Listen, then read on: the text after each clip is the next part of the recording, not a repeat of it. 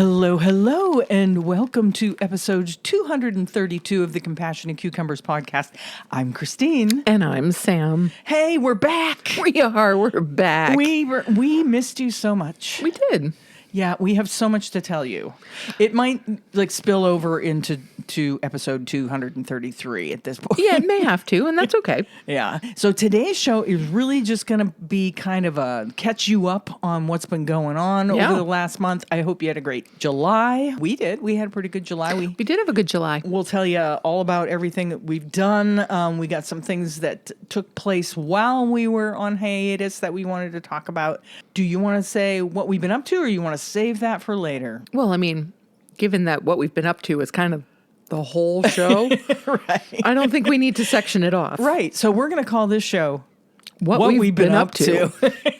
Okay. Well, but first of all, I wanted to talk about the Save Our Bacon Act. Yes. Because it failed. Yes. At least for now. Yes. Yahoo. That is good news. And I don't know if you know, the Save Our Bacon Act was a controversial provision that was snuck into the Farm Bill. And what it does is it removed a lot of those protections that were put in place for the animals on pig farms. Exactly. And so, the farmers aren't happy about it, but due to pressure campaigns, thankfully, due to pressure campaigns by animal advocacy groups, it so far has not passed. Yes. Yeah. Which is fantastic. Yeah, it was excluded by the Senate Agriculture Committee. When they released their draft of the Farm Bill, it was excluded, and it completely omitted the Save Our Bacon Act language due to intense pressure from animal welfare groups, like I said. Mm-hmm. Yeah. It does work. It can, pressure campaigns campaigning can work. Yeah. And there are, still a few lawmakers out there that listen to their constituents. Yep. Lawmakers from heavy agricultural states are actively lobbying to force the language back into the final reconciled version of the bill, which is no surprise. So we will be keeping an eye on the Save Our Bacon Act to see if they sneak that language back into the Farm Bill before it's passed. So we wanted to talk about that because that happened, I want to say the second week of July. Yeah, that sounds right. Yeah. I feel like we haven't done this forever. So I apologize if I'm out of practice in the podcasting It's all good. realm. What else did we want to talk? Oh, I wanted to talk about something that Ed Winters brought up in an interview that he had on his podcast. And it's something that I think initially when we hear people talk about it, at least I know I am just yeah, let's do it. And that is taxing meat products or taxing animal products. Yes. More heavily than non-animal products. Mm-hmm. But I was really impressed with some of the points that Ed Winters brought up. They were just things that I hadn't thought about, so I thought we would delve into it a little bit. So this is coming from Ed Winters' own website, earthlinged.substack.com. Yeah. And it's a commentary, essentially, that also includes a link to an interview that he did with Dr. Jack Symes. Yeah. And one of the topics they discussed was the meat tax idea. Dr. Symes was very much in favor, and Earthling Ed expressed more skepticism. Right. And so here are some of his thoughts regarding the meat tax. First things first, in the podcast, I stated that a meat tax would punish the working and middle classes. In this context, grouping these two classes together was wrong of me, as the impact of food prices is clearly felt more by people who are working class. That being said, afterwards, Jack was more than happy to tease me about my activism for the middle class, so there's that at least. This brings me on to the reason why I used the word punish. There is something about a meat tax that feels almost feudal, the consumption of meat being made something that exists mainly for the wealthy. However, when viewed from the perspective of the animals, the true imbalance of autonomy and rights is revealed powerfully and succinctly. Even with that in mind, though, one of the biggest issues with adding a consumption tax is the perception that the government is trying to take money by penalizing us for making bad choices, while at the same time not providing any extra public good with that taxation. Yeah, that's a huge point. Huge. Like, yeah, sure, I want animal products taxed at a higher rate so that money can be put forward to, ecological advancements Right. and the such. But that probably wouldn't happen. Probably not. In that sense, a meat tax could be viewed as a punitive measure. I think this is especially true when it feels like the companies and industries are being allowed to continue as normal, with there being no accountability for the harm they cause. This is a point I raised in the podcast as I spoke about how people didn't ask for the system that now exists. People never voted for factory farming, for example. A meat tax would essentially mean that these industries can continue doing what they're doing. They can continue spending massive sums of money advertising these products to us and making huge profits. In the end, it would be the consumers who pay the price. Literally. It is very true that consumers are also culpable and responsible, as consumer choices create demand and perpetuate the problem. However, it would be unfair to overlook how many factors are involved in driving consumer behavior, and importantly, how little is actually being done to nudge consumer behavior away from animal products and toward plant-based diets. Perhaps properly addressing these issues would be more effective and fairer. It is true that tax is often used to try and influence behavior, with added taxes commonly being driven by a motivation to reduce the amount that something is being done. However, I think for an added consumption tax to be palatable, the public has to understand that there is a deliverable and tangible good that comes as a result of it. Not just the sense that working people are having to pay more for something. I doubt that we are at that point yet. I strongly believe that a meat tax should be part of a wider strategy that involves nudging consumers towards plant-based diets through a variety of means, including supermarket initiatives, government and local council campaigns, and more. In fact, I would argue that any meat tax should come after the introduction of these initiatives and nudges, so that there's been an opportunity for public attitudes and behaviors to begin shifting. The problem is, the cumulative impact of what the farming sector, retail sector, and government are currently doing is encouraging people to eat animal products. To then add a meat tax would be sending mixed messages and could lead to consumers feeling like they are being unfairly punished for doing what they are actually being encouraged to do. So like I said, it's like really nuanced. And like if somebody tells you as a vegan, I think that we should impose an extra tax on meat and animal products. Like I said, my first response is, yeah, do it.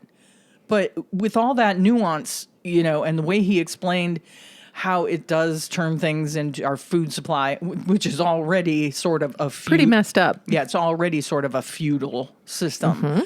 And it just, it would just hurt the citizenry. And it would hurt people of lower incomes. Yes. So, it's kind of comparable to when states and the federal government increased taxes on tobacco products.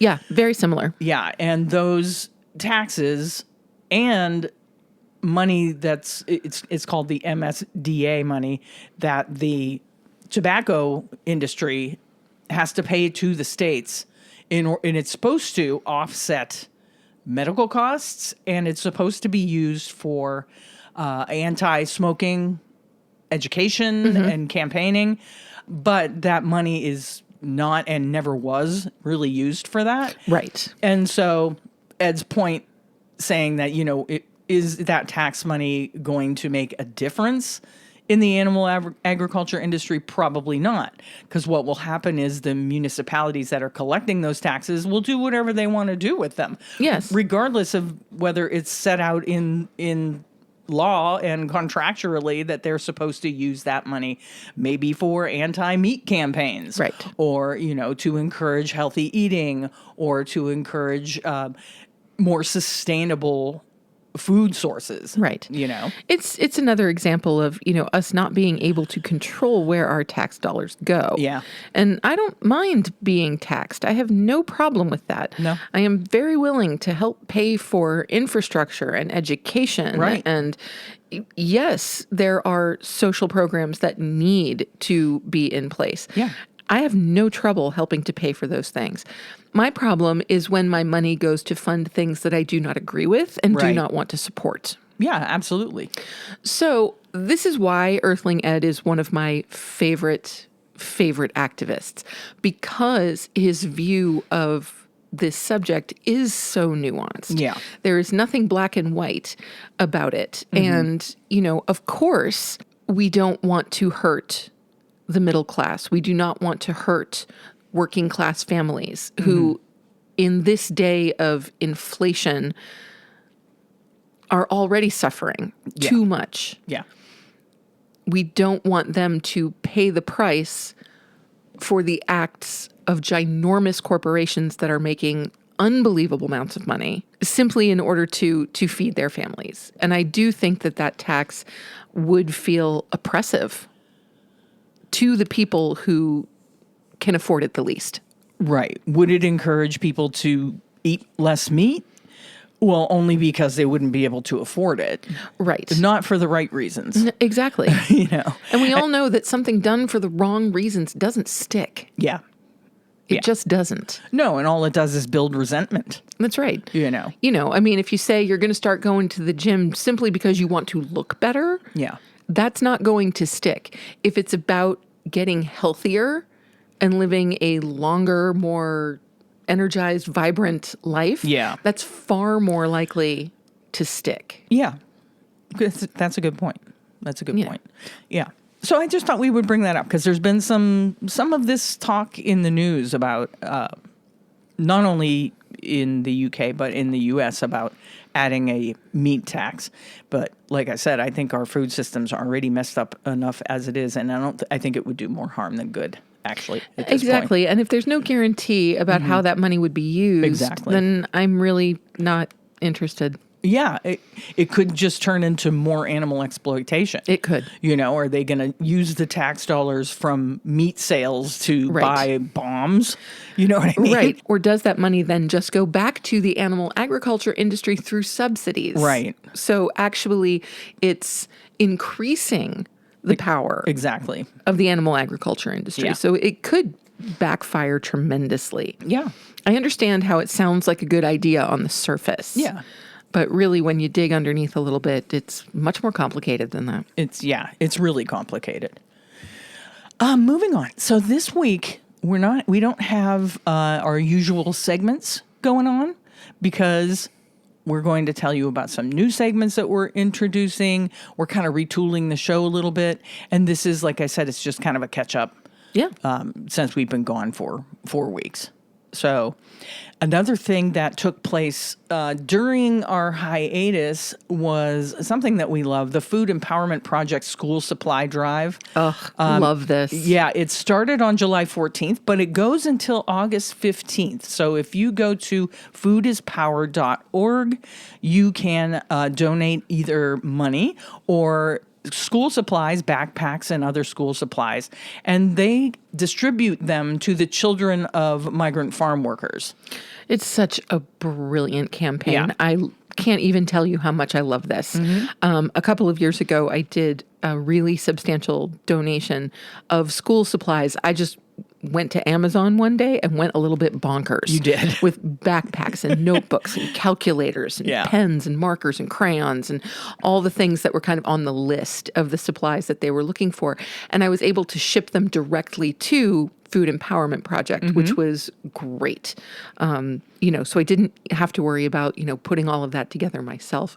It was just really, really wonderful. I just think it's just spectacular. Yeah. And you don't hear of anyone else doing a campaign quite like this. No, it is definitely something that they've taken on that I haven't heard of any other organization, at least that we know of, that's doing things exactly like this. And they will post videos where they just take carloads of backpacks filled with school supplies and they bring them right out to the farm workers and pass them out to the kids. And it's a great thing. Yeah, it's beautiful. Yeah.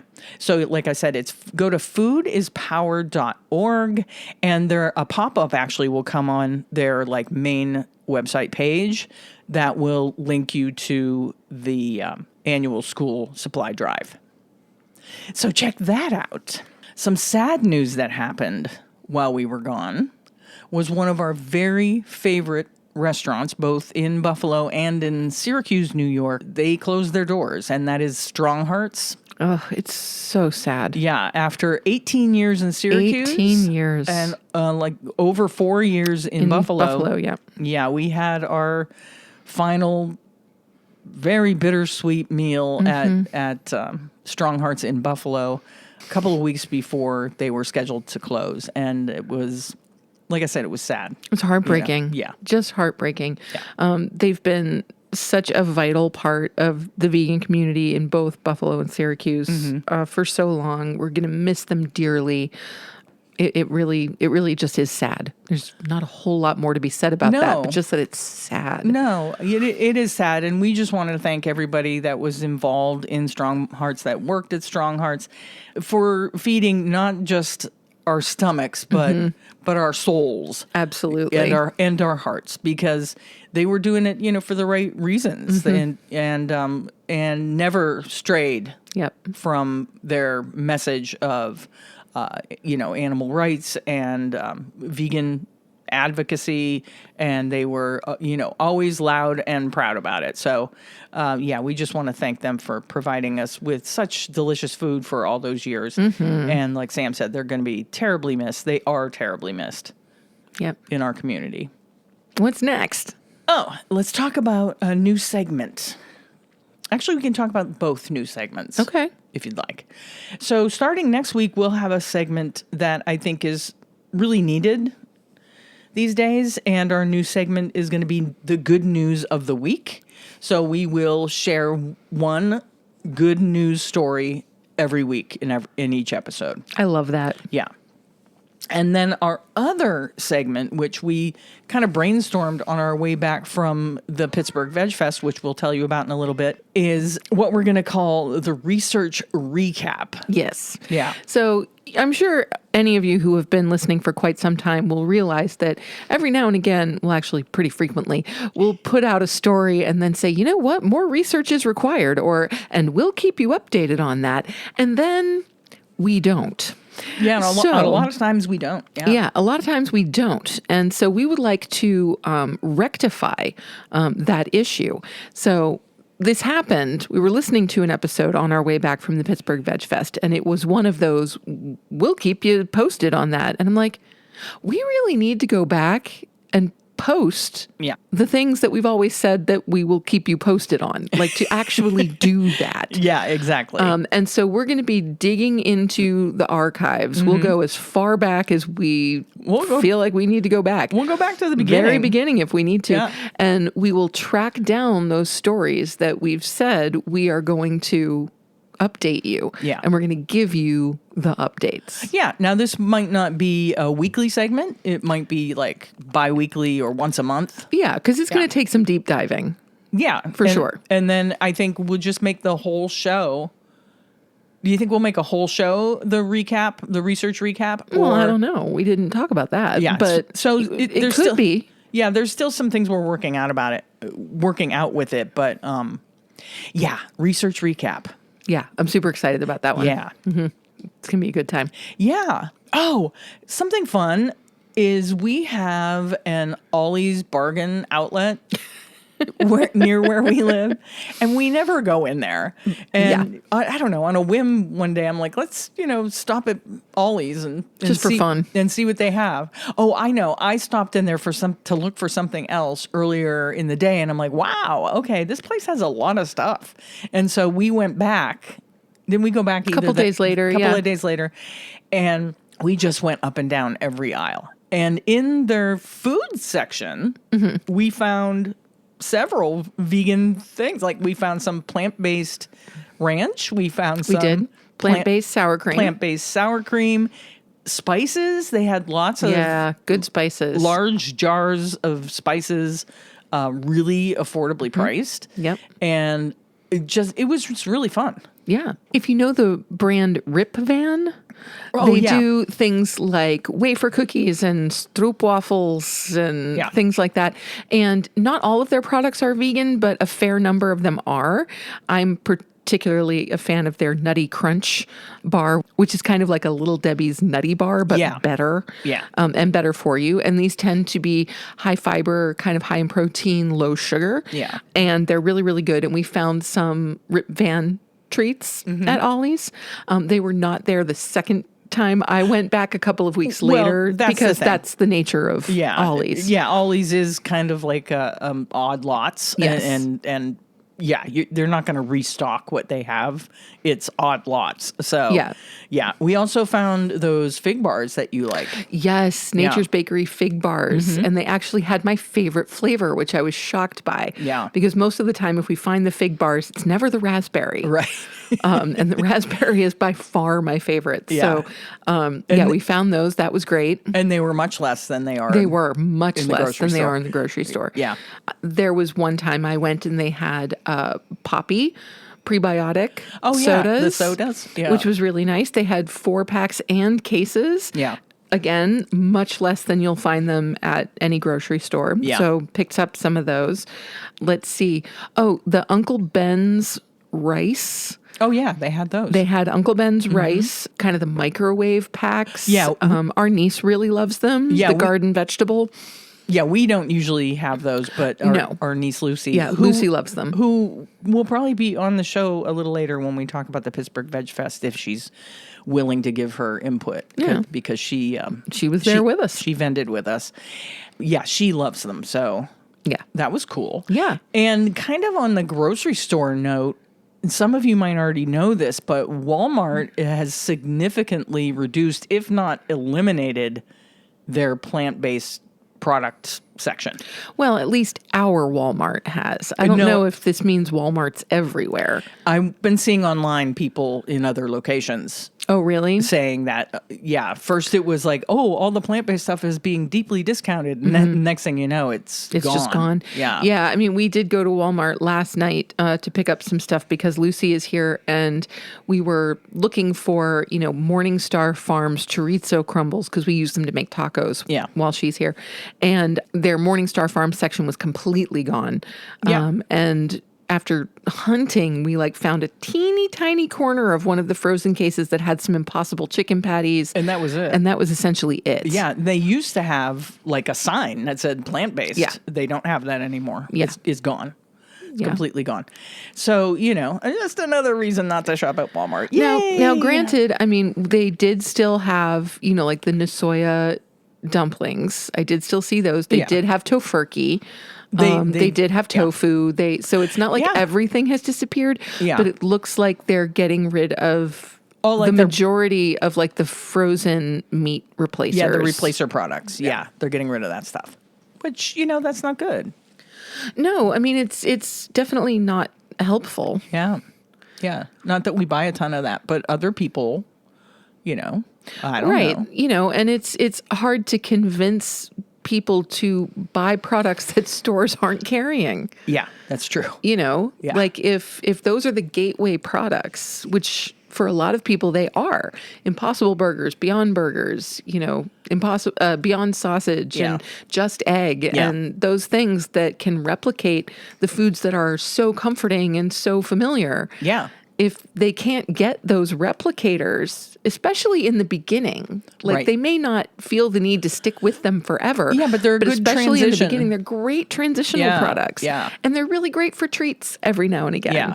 And for things like when our niece comes to visit and we want to give her things she likes, but we don't want to buy animal products. She loves chicken nuggets. So we just get, vegan chicken nuggets. Yeah. And she loves them. She loves them. So that's sad. It's disappointing, and Walmart hasn't been our go-to shopping place for years. No. But still, it would be an occasional, like we knew that they had Just Egg. Right. So They're like the one place in occasionally town that had tempeh. Yeah. Well, I think our Tops Market has tempeh. Well, they didn't for a while. Another thing is the tofu at Walmart is expensive. Yeah, it is. You know, and they have like the cheaper tofu, which isn't even organic, which I would not buy because soy is one of the most heavily sprayed crops that's out there. And they wanted like $2.79 or something a pack. Go to Aldi and get your organic tofu for $1.49 a pack. Yeah, $1.29 it was. $1.29. Oh, wow. Yeah. Even less than I thought. Yep, $1.29. So that's why sometimes Aldi's is out of tofu because I think people like buy it in bulk. I know I do. Yeah. I buy like 5 at a time, you know. Well, we eat a lot of tofu. We do. So. It's a wonderful source of protein. Sure is. So that's that. What else do I have on my list? Oh, the world is on fire. I don't know if anybody noticed that. I think people have noticed, yes. So NASA has this like live fire thing. If you're interested to see where wildfires are. And I just recently heard in Washington State that hundreds of people lost their homes recently. It's awful. Just over the last 2 days. Hundreds of people. But yeah, NASA has, if you go to firemap.live, it's a world map that you can scroll around. It kind of looks like Google, wow. the old Google Earth. And you can scroll around the world and see that the only place where there aren't massive amounts of wildfires, which interestingly enough is China, of course, Iceland and Greenland.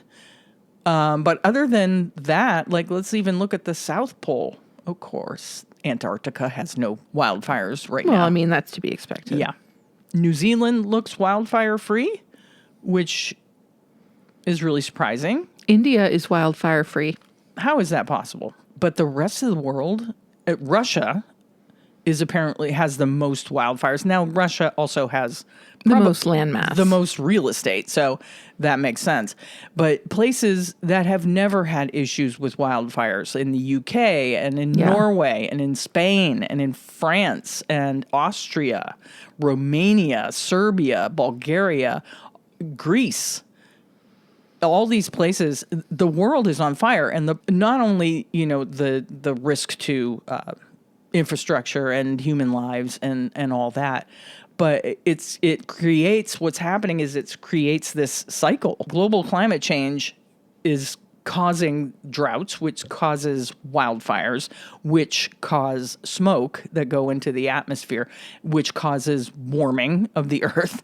And it just creates this terrible, terrible cycle. Yeah. And we are at this point beyond the tipping point. We have been for a while now. If we're honest about it. Yeah, we're beyond the tipping point, and it's really discouraging when you hear leaders of this country denying climate change. Mm-hmm. When you can go to this map, look at like the Republic of Congo. Oh my gosh. Central Africa is on fire. Yeah, Central Africa is basically just one big fire. Yes. So is the western half of the United States. It is. And Northwest Canada. Yep. It's all on fire. Northwest and Northeast Canada. Yes. Yeah. And a little further north than you would expect. Yeah. Yeah. Yeah. So just, our hearts go out to anybody that's being affected by wildfires around the world. They certainly do. Because it's a little insane that the earth is on fire. And, Mother Nature will take back. Oh, there's no question. She'll take it back. Mm-hmm. What else? Oh, a couple of weeks ago, our friends in Syracuse, the Capellos, invited us up to see their son Quillen, who went to a theater camp and stage combat camp. Mm-hmm. Invited us up to see their production. Yes. At the end of camp. You want to talk about that a little? And so we went. And what they did was they took a mashup of a number of William Shakespeare's plays, including The Tempest, Much Ado About Nothing, Midsummer Night's Dream, Romeo and Juliet, Two Gentlemen of Verona, Twelfth Night. They took all of these plays and kind of mashed them all together. Yeah. As though the leading characters of each play were stuck together in a kind of masquerade ball for an evening. What would happen when all of these characters come together? And apparently it was, kind of written and organized by the students, like by the kids. They put this together with some, assistance and supervision, and then of course performed it. And it was absolutely delightful from start to finish. Just seeing kids that young, and by that young, I mean probably between the ages of about 10 and 14, just kind of embracing that language. Yeah. And embracing the idea of creating in a collaborative setting, and then the idea of performance. It was just really, really wonderful. And Quillen was cast in a couple of different sections. He just nailed his Prospero speech. Yeah, he did. From The Tempest. It was amazing. Like, came out in his cloak with his walking staff. Oh, and yeah. it was fabulous. He was in his element. He was in his element as Prospero, and he was also Romeo in Romeo and Juliet. So just fantastic. So much fun. Yeah. And we're always grateful when we have a chance to go to the Syracuse area and see all of our friends there. And after Q's show, we went to Vietnamese Noodle House? The Vietnamese Noodle House in Syracuse. Yeah. Yes. And we had an absolutely beautiful dinner. Some of the best spring rolls I think I've ever had. Yeah, their spring rolls were really good. Spring rolls were amazing. Yeah. And I had a really lovely pad thai. I had the banh mi, which was delicious. Their air conditioning was out, so it was very, very warm in the restaurant, but it was also packed. It didn't keep people away. But if it hadn't been that their air conditioning was out, and it was literally felt like we were in Vietnam, which, I mean, it added to the experience, right? Certainly. I probably would have got a pad thai or a curry or some sort of noodle bowl. Because their food is really good. Now, they're not 100% vegan. They are not. But they have a whole huge vegan menu. Yeah. So I had the tofu banh mi, and it was delicious. Yep. Yeah. I also discovered that fresh squeezed passion fruit juice is unbelievable. And if you have not tried it, you really, really should. Yeah, your face just lit up. Oh my gosh. Yeah. So You're great. like, this is so good. I mean, I've always loved passion fruit as a flavor and all of that. But oh my gosh. Yeah. Fresh squeezed passion fruit juice, man. Yeah. Amazing. Yeah. So that was a delightful couple of days. It was. Oh, well, and of course we have to mention that on our way out of town, we had to stop, as we always do, at Nice Biscuit. Nice Biscuit. Yes. We love you, Nice Biscuit. Don't ever leave us. No, and don't ever change. We love what you do so very much. The fact that it's a small, specific menu, but you do it so brilliantly well. Yeah, so good. Like every single time we visit, we just have an amazing experience. The food is incredible. Yeah. And just all of your staff are just so kind and they are just wonderful. They're really love great. it. They're great people that run that place. Yes. Yeah. So if you're in Syracuse, don't sleep on Nice Biscuit. On getting breakfast at Nice Biscuit. That's right. They also do like a Chicky Baby, I think they call it, which the Chicky Baby, which is their like tofu chicken. It's like a breaded chicken patty, but it's just tofu, and it's delicious on these big fluffy buttermilk biscuits. Biscuits that they make that are so good. That was actually our introduction to Nice Biscuit at the Syracuse VegFest like 3 or 4 years ago. Yeah, I think it was 4 years ago. Yeah. Yeah, that we tried the Chicky Baby and we were like, oh my God. This is so good. So good. And unfortunately, that weekend, they weren't open on the Sunday morning that we were leaving because of the VegFest the day before. Because they had vended. Exactly. And so now we make it a point every single time we're in Syracuse on our way out of town on whatever morning, whether it's a Saturday or Sunday morning, off we go to Nice Biscuit. Yeah. Yep. So that's kind of, I think, what we're going to catch you up on today, because we have a lot to talk about involving the Pittsburgh VegFest. Yeah, we do. But before we do that, I'm going to go see if Lucy wants to be involved in the conversation. Alrighty then. So I'll be right back. Okay. A few moments later. And I'm back. Well, in typical teenage fashion, Lucy does not want to be on the show today. But you know what? The reason is so great. Yeah. I can't even tell you. She doesn't want to come talk with us because she wants to read. She wants to read her book. Yeah. I cannot tell you how excited this makes me. I have been a voracious reader for the entirety of my existence on this planet. Yeah. And Lucy has not shown signs of being a reader up until very recently. Yeah. And when we got to my brother's house on Friday evening, Yeah. and she was talking so excitedly about books she had read recently. And she was excited about going to a bookstore after dinner. I'm like, oh my God, this is the greatest thing that has ever happened. Yeah. Ever.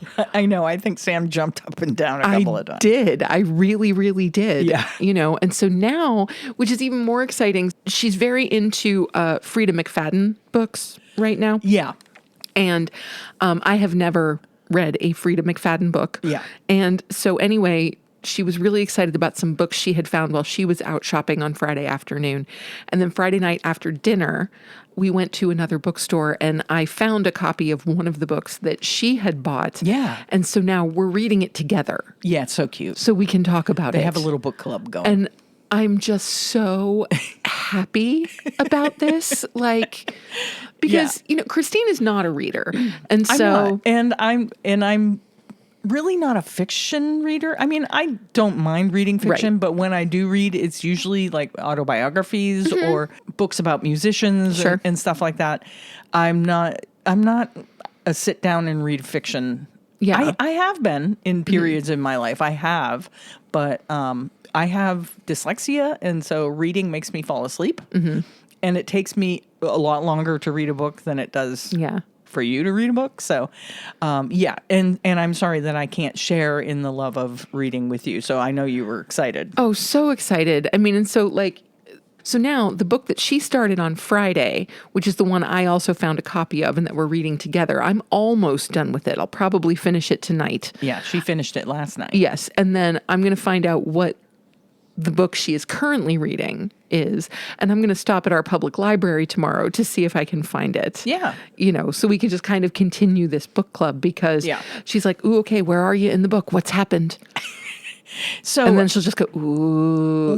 What is this genre? Is it like whodunit or thriller? Or it's kind of a thriller. Yeah. Yep. It's kind of a thriller, and which is not my usual genre of reading, but I'll also read anything. So it doesn't matter. And I'm really enjoying it. It's well written. It's well written. Yeah. Yeah. And I'm just, it's kind of great that not only is, you know, one of my favorite people in the world suddenly becoming a reader, but she's also like kind of expanding my horizons. Yeah, that's in really terms cool. of the kind of fiction that I read, because I do read a lot of fiction. That is really cool. It almost makes me want to join your little book club. Well, you can think about it, and you know, you're welcome anytime. It's not like, you know, an exclusive club or anything. No, I mean, Lucy and I have our own thing, which is they do. Kind of embarrassing, but Lucy loves the reality TV show Love is Blind. I do not understand. Where people meet each other, they go on dates, but they never see each other. They're like separated by a wall, and then they pick partners, and they actually propose to them before actually meeting them. Anyway, Lucy and I will watch Love is Blind and then discuss, you know, what we feel about the particular couples that are on the show. And it really is embarrassing. Yeah. So, you know, Lucy and Christine have their thing. Now Lucy and I have our thing. Yeah. But it does almost make me want to join your little book club. Well, hey, like I said, you're welcome anytime. Yeah. But speaking of the dinner that we had on Friday night, before we get into the Pittsburgh VegFest. Okay. We went to Kaya, which is on the Strip in Pittsburgh. And this is the second time that we've been to Kaya. We went a couple of years ago with Owen one night. Yes. And it was absolutely fantastic. We got an appetizer to share of their crispy tofu. So good. Oh my gosh. Can I tell you how mad I am that we left our leftovers. leftover tofu in Owen's fridge? I know. I hope he ate it. I really do too, because it was just gorgeous. It was really good. Fluffy chunks of tofu, just really lightly fried with this beautiful spicy sauce. It was so good. I wish it was a little less spicy. But Christine has a slight sensitivity. Yeah, my stomach wasn't happy the next morning, but we took care of it at VegFest. Yeah, we did. Yep. And we'll tell you how in a minute. But yeah, they have lots of vegan options on their menu, and they actually do a vegan night, I think, once a month. So Yeah, I'd really like to get down there for one of those sometime just to see what exactly it is they do when everything on the menu is vegan. Yeah. Like, I think that'd be really, really fun. Yeah. But my Kaya experience, this time they had a avocado banh mi taco. Yeah, so it was like, was it like not breaded? It was battered. It was battered avocado? and fried avocado with raw carrot, radish, cucumber, some microgreens, a beautiful sauce, you know, and there were 3 of them in little tortillas. Just gorgeous. Yeah, and battered avocado is something that you have to really know what you're doing to make it so that the avocado doesn't really cook. Right. It's still fresh tasting, and because if you overdo it, It gets a little soggy. cooked avocado, it also changes the flavor profile of it, and it's a little bitter. So, but I took a bite of yours, and it was really good. It was so good. Yeah. Yeah. I was really impressed with that dish. Yeah, and I had they do this big salad. It's called a rainbow salad. It's got everything you can imagine in it, and then I had their crispy tofu put on top. So good, and it comes with like a lime vinaigrette. It's really a really lightly dressed salad, and it's so big I couldn't finish it. Right. Yeah, Yeah. so that And was I was good. tempted by the salad, but we eat salad a lot. We do. And so I wanted to do something that like we wouldn't normally do at home. Yeah, and we would something never do different. a battered and fried avocado taco. Yeah. Like that just is not something that would come up at home. Yeah. And I'm so glad that I did. What was that other app that we got the last time? Was it corn and lentil beignet? It was the corn and lentil beignets. Yeah, we can highly recommend those too. They're kind of like a fritter. Yeah. Yeah, really good. They come with a dipping sauce. Yeah. So just good. insanely like light and fluffy. Yeah. And just, they are just pure heaven. Yeah, really well done. Their food is really well done. And they also have really beautiful mocktails. They have a quite extensive selection of beautiful mocktails. They So do. I did have a passion fruit non-alcoholic margarita, which was lovely. Yeah. And then, like Sam said, afterwards, we went to a bookstore that was directly across the street. And we found, by complete accident, Yes. that this bookstore does vegan ice cream. They have vegan ice cream, but I was too full. Me too. Yeah. And I was really regretting the fact that I was too full because they had a coconut lemon curd ice cream. That And I'm sounds like, good. Yeah. that sounds ridiculously good. Like, come on a warm summer evening, that Yeah. sounds like just perfection. Yeah. But I was too full. I couldn't do it. So Yeah. Yeah. So they got their books, and funny thing that happened is Sam was checking out with her books, and she's having this kind of intellectual conversation with the boy behind the register about books. And Oh, yes. So the young man behind the register, as I was checking out, he told me that he had to read one of the books I was purchasing for a class last semester. And, you know, he kind of said, it's really good. It's incredibly well written. He's like, but it's a lot. It's heavy. Yeah. Don't pick it up lightly. This is not summer reading. Don't take it on vacation. Right. Like, this is depth of winter, curled up at home type of book. And I'm like, great, I will save it for exactly then. save it for that. Yeah. But yeah, so we're having this conversation and Oh, and then I was checking out, and all I got at the bookstore was these candles for my nephew's birthday that's coming up, and they're gold candles in letters, and they spell out "blow me." So, so I said to the boy, I'm like, well, after you've had your nice intellectual conversation about books, I'd like to buy these "blow me" candles. He's like, I wish I could think of something academic to say about the blow me candles, but I cannot. Anyway, it was funny. and Really that funny. right there kind of sums up who we are Right. in a really strange way. Right. And I'd like to buy these blow me candles. Oh my God. But blow me, they're candles. Yeah. No, it's very Anyway. cute. And Trey will appreciate them He because will. Trey has that sense of humor as well. Yes, it's right in line with my nephew's sense of humor. So he should think that it's pretty funny. So we should get talking about the Pittsburgh VegFest because We really should. we are already like 45 minutes in. So Yeah. So let's take you to the Pittsburgh VegFest.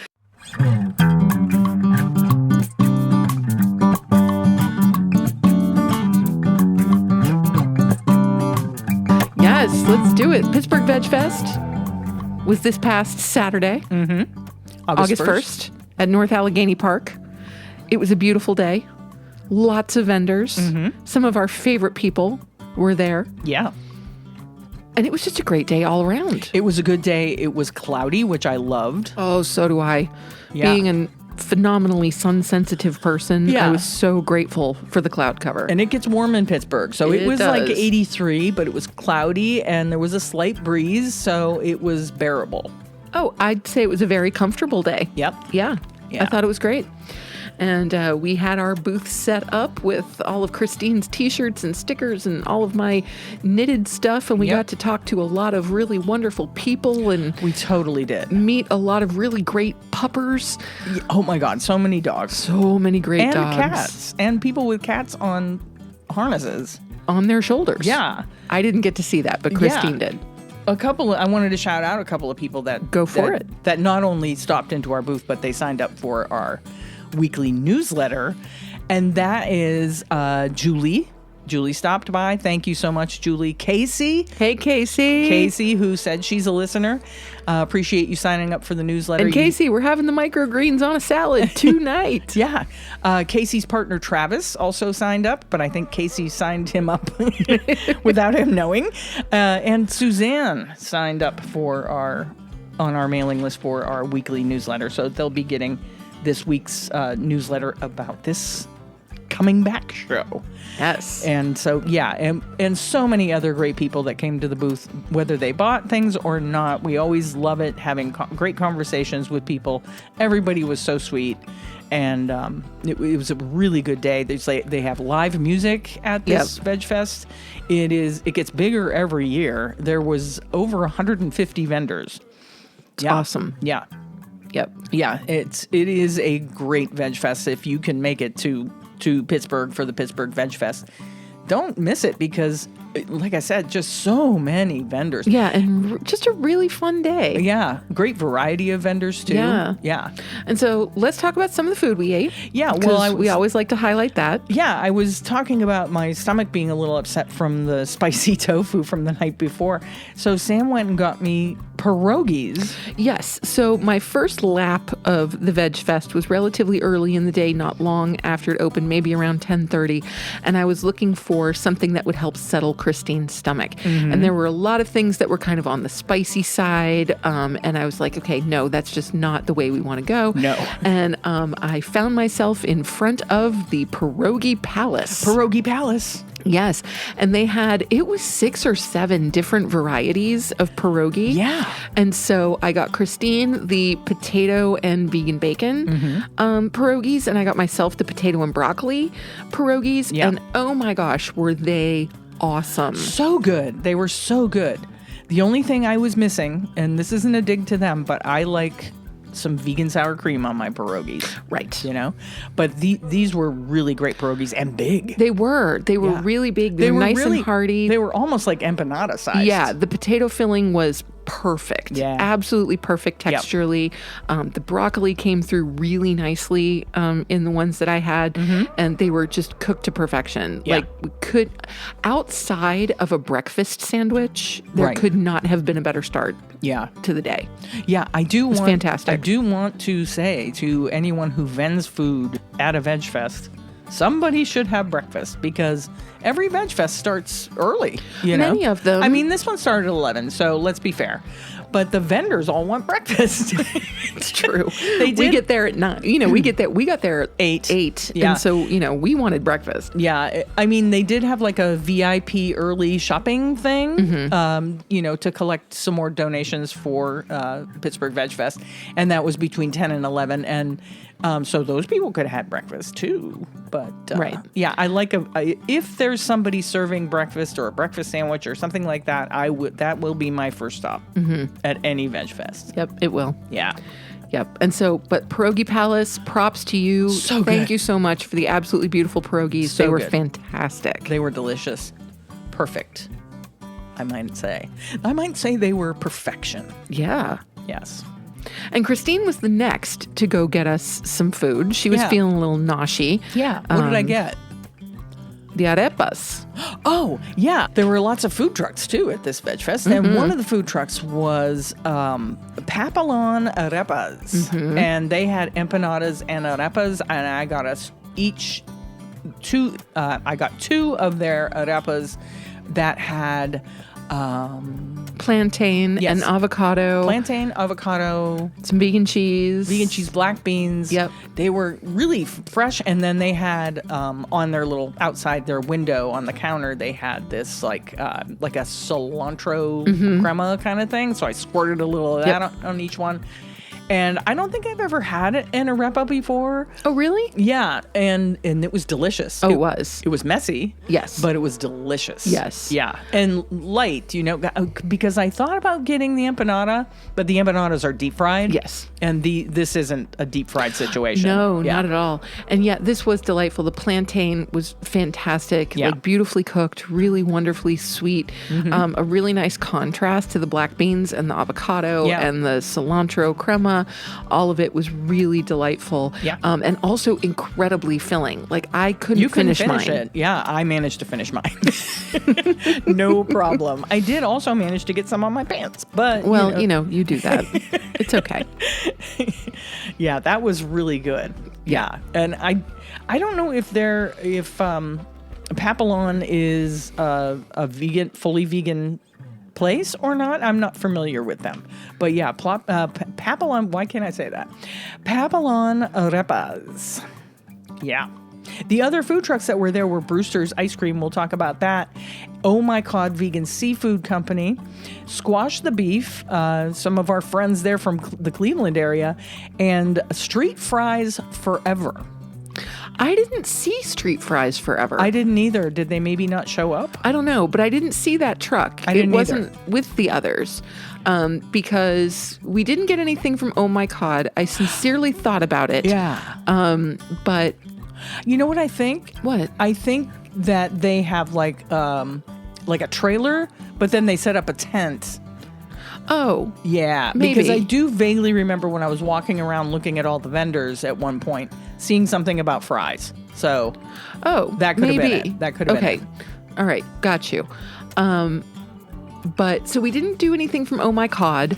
No. I sincerely considered it because they had a platter that was just so tempting. Yeah. Like it was a fish fillet and a couple of shrimp and some scallops, which are my favorite thing ever Yeah. pre-veganism, with some coleslaw and fries. Like it just sounded so good. Yeah. But it was a bit on the pricey side, and so I kind of steered away, thinking about, well, we're probably going to want to try multiple things throughout the day, and Right. so I and think it's a big portion of and food, it was a big too. portion, right? Yeah. Exactly. So if I had eaten all of that, I wouldn't have wanted to eat anything Yeah. else either. Yeah. So I'm glad that I didn't go in that direction, but at the same time, I really want to try their stuff. Yeah. So Oh My God, they travel around the country to different veg fests, and it's kind of like soul food, vegan seafood. Mm-hmm. Yeah. yeah. But Lucy got some food from Squash the Beef Oh yeah, she got their barbecue wings. and sweet potatoes. Yeah, she devoured the sweet potatoes. Oh my gosh. Ate one of the wings, and then I finished the rest. The rest of the wings. Yeah.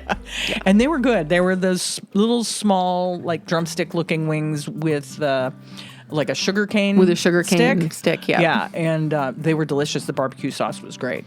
Yeah. And Yeah. Lucy could not stop raving about the sweet potatoes. So she loved those. that's awesome. Yeah. The next thing we did was we got some ice cream from Brewster's because I had decided early that I wanted that to be my treat Yeah. for the day. Yeah.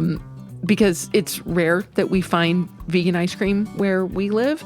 And I first looked at their flavor offerings and was absolutely thrilled to find that they had both chocolate peanut butter and a chocolate raspberry truffle on the menu, because those are my two favorite ice cream flavors. Yeah. So Christine got the chocolate peanut butter. I got the chocolate raspberry. Lucy got a black raspberry chocolate chip. And they were all just delicious. Yeah, mine was really good. It's a almond based ice cream. Oat.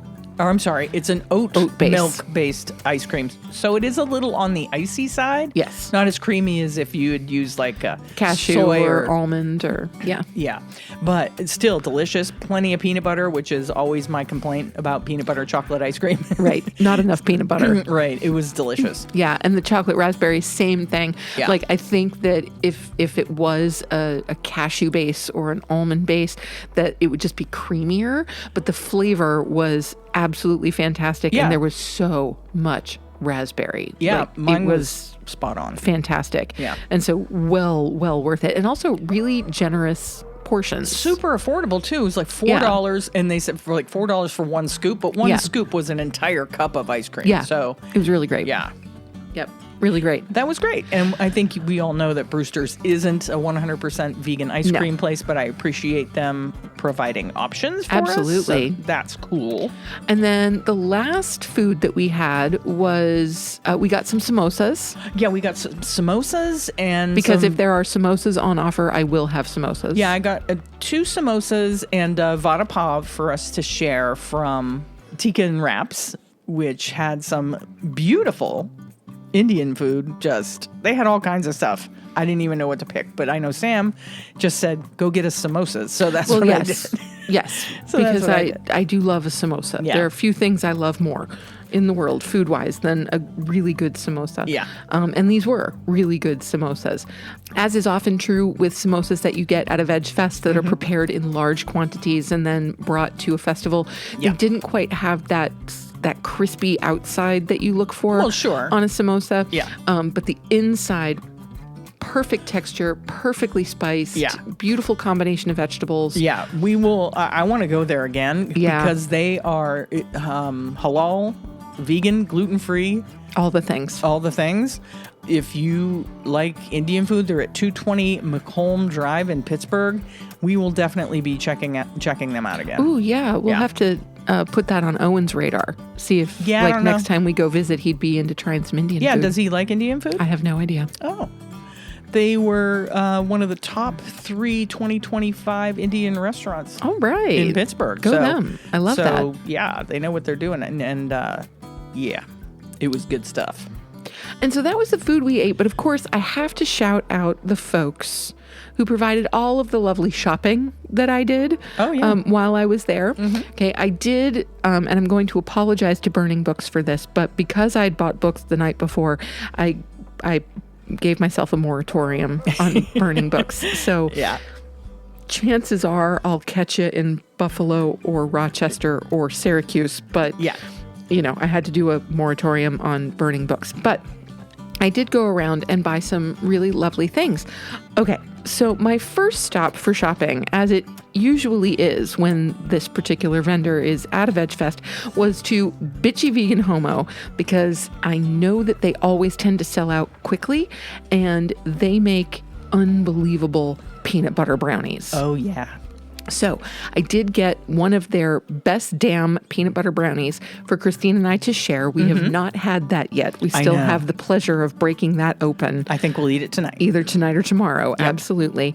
So shout out to Bitchy Vegan Homo, as always. Yeah, Dave at Bitchy Vegan Homo, you are a delight. Oh my gosh, yes. And I am always so happy to see you at a fest because your stuff is so delicious. So good. Yeah. So good. Yeah. Next, I had to go see the boys at Sleepy Hollow Handmade, who make some of the most beautiful artisan soaps. They are gorgeous, aren't they? They are absolutely gorgeous. Yeah. Yeah, not only do they smell absolutely phenomenal, and that for me is really important in a soap, because for me, that scent kind of wakes me up in the morning when I'm taking my shower. Sure. And I tend towards like citrusy and fruity Right. scents mostly.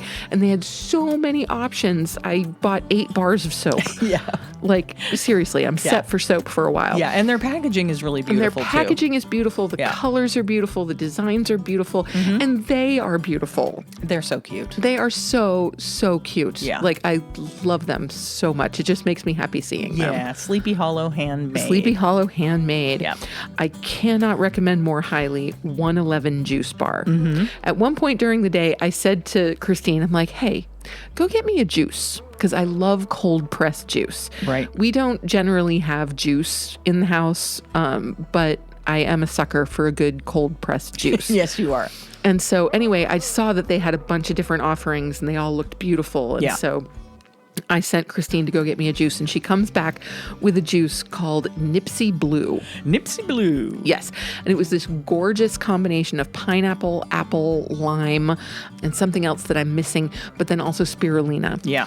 And oh my gosh, it was so insanely good, so light and so refreshing. Yeah. Like 10 minutes after I drank it, I felt like I could still feel like the tingly refreshingness of this juice.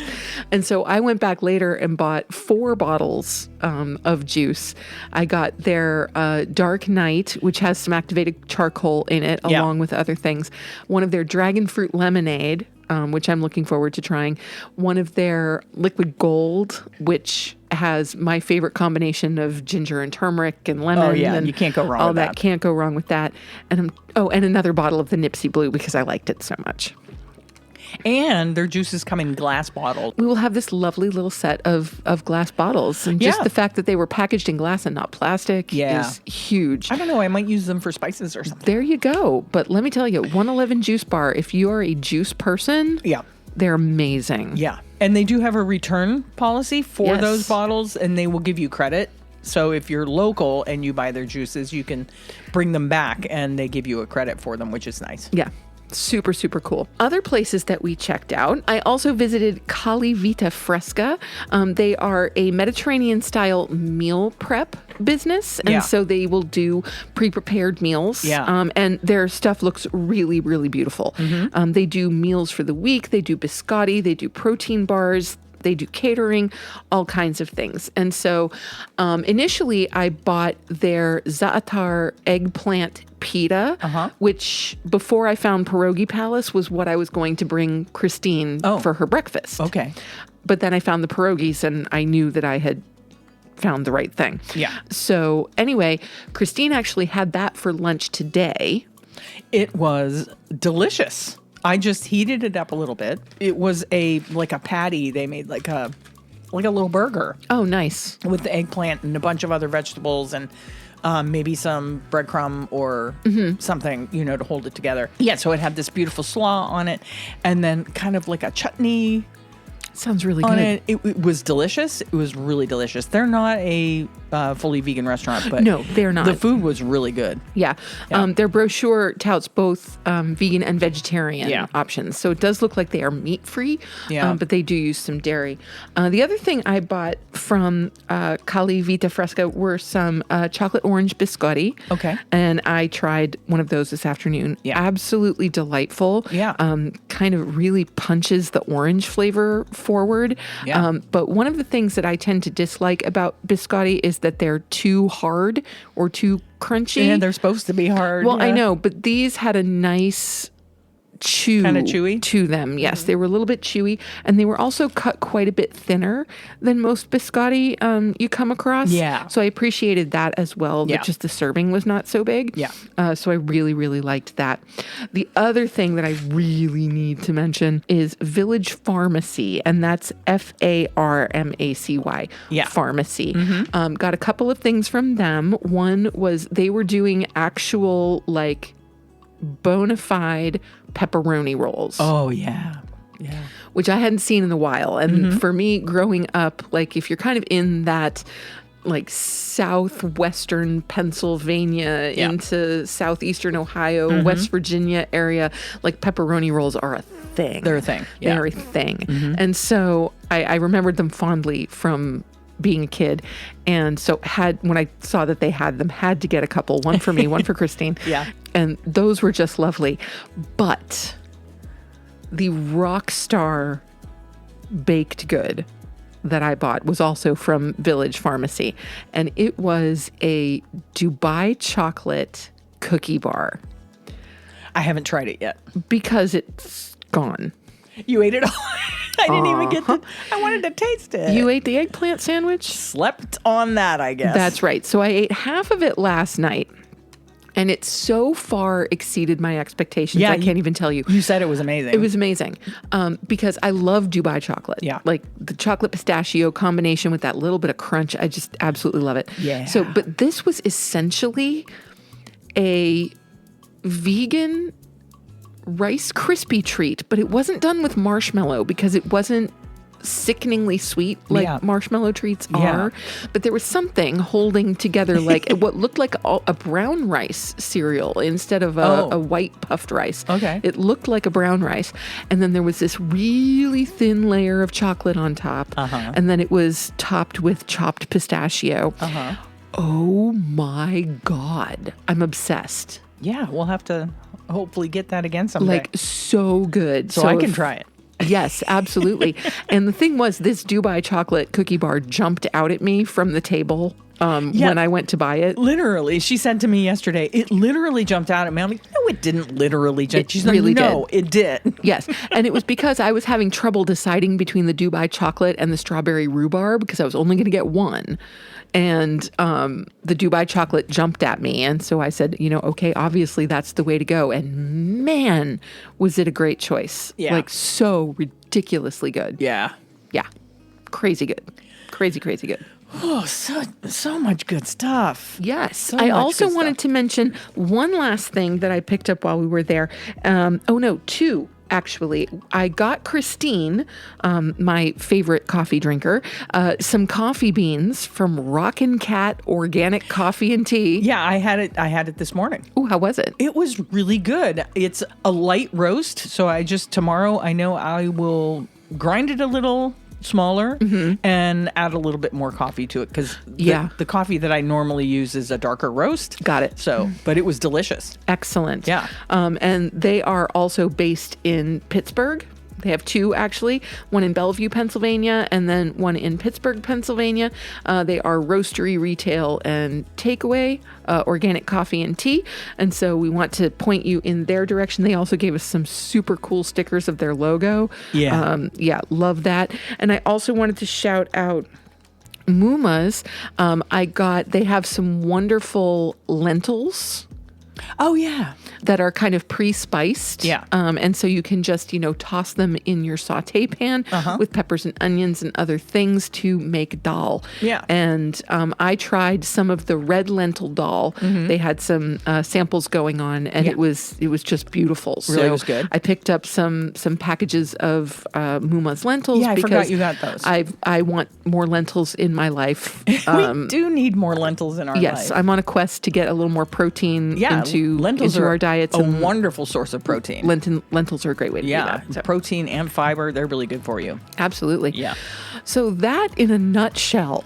That was the Pittsburgh VegFest. Pittsburgh VegFest. I did also get 2 T-shirts from our pal Andy at Compassion Co. And I got one T-shirt from our pal Andy at Compassion Co. If you like vegan T-shirts, compassionco.com. He's always got some great deals going on. Yeah, and beautiful designs. Yeah. Like just really, really wonderful. And the best thing about his T-shirts is they're the kind that they feel good when you first put them on, and they just get softer They get as you wash softer them. and softer and softer. And Yes. we both right now are wearing. Are wearing Compassion Co. T-shirts. Yeah, but not the ones that we bought. well, no, this is the one that I bought. It is? Yes. This one I bought at another VegFest last year. So. No, that's the one that you pre-ordered. Oh, that's Halloween. Right. Oh, that's right. Yeah, Yeah. it's got glow-in-the-dark ink. Yeah. It's really fun. Anywho, yeah. And I said to Andy, I need to get a couple of T-shirts for my Obnoxiously and irresponsibly large yes, T-shirt collection. Exactly. And stickers. Yeah. And the sticker I got is one of his new designs that says it's cool to care about others. It's actually cool to care about others. Yeah, it's actually cool to care about others, which I think is a wonderful sentiment, and that's going to go on the back of the car. Yes. So, I think that was. Oh, no, and I did get another T-shirt from, I can't remember the name of the vendor, and I'm really sorry. Houndstooth. Oh, yeah. Houndstooth Designs. Designs. Thank you. I got a trans rights T-shirt, and I got this beautiful print with cardinals on it, and it said We belong to each other. we belong to each other. And I just think that that's a great sentiment for like the world. Yeah. We do belong. It's kind of like the Ram Dass, we're just walking each other home. Yes. Our cat Bosco is going crazy scratching on things. Stop it, Bosco. Ginger Sorry about nut. that. Sorry about yelling at Bosco into the microphone. Rest It's in okay. peace, headphone users. Anyway, I think that is it That is. for our comeback extravaganza. We missed you. There he goes again. He's so naughty, and he doesn't know no. Anywho, we missed you guys so much. We did. I really did miss podcasting. It was nice to have an opportunity to think about some changes we want to make to the show. And, I was telling a friend of mine how incredibly difficult it is to get feedback from people when you're doing something like this. So once again, I am going to implore you that if you have Good word. any ideas of things you wish we would be talking about and that we're not, or if you have any ideas like segment ideas or, I don't know, let us know what you like and what you don't like about the show, because we don't know. We're flying by the seat of our pants here. And True. If you don't tell us you don't like something or you do like something, then you're just going to get what we give you. Right? Yeah, pretty much. We will get back to normalcy next week. We'll have a new listener shout out and all that jazz. But I guess we'll just wrap this baby up. Indeed. Before we go, don't forget to subscribe to the show on your podcast app and leave us a review if you'd like. Subscribe to our YouTube and follow us on Facebook and Instagram, because eventually I will get back to social media, because I've also been taking quite a social media break too. Just trying to avoid things that make my mind sad. Anywho, so do that. If you want to get updates about the show, you can do that by going to our website and signing up for our weekly newsletter, and that is at compassionandcucumbers.com. And with that, it's time to sign off. It is. You have listened to episode 232 of the Compassion and Cucumbers podcast, Yep. and there's nothing left to say. There's not. But where cukes and compassion are always the fashion on the podcast. Thanks, James. Have a great week, everyone. We'll talk to you next Tuesday. We love you. Yeah, take care of each other. Bye-bye. The end.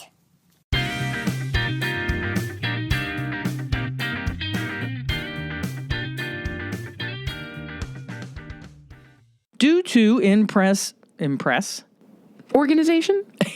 Sorry. organization. Boys.